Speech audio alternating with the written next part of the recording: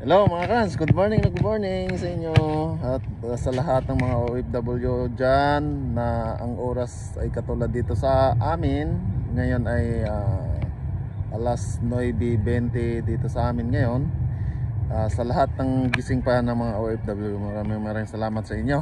At sige lang tayo, ay paglaban lang natin ang ating mga pangarap. Kaya tayo lumayo sa ating kanya-kanyang pamilya. Nga pala mga karans, dahil ito ang buhay ng OFW dito sa New Zealand o sa anong panig ng mundo, pag wala pong ginagawa o weekend po, katulad ngayong weekend, ikot-ikot na po tayo. Ito lang po ang buhay natin dito kahit na nag-iisa tayo mga karans. Ayan nga pala, dito tayo ngayon sa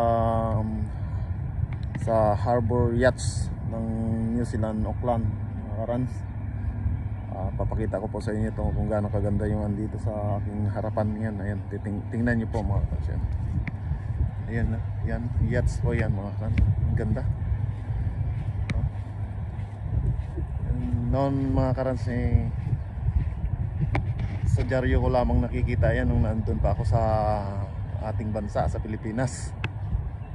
Ngayon nanalapitan ko na po ng malapitan yan at natatanaw ko po kung ano pong tsura ng yate ng unang bata pa ako.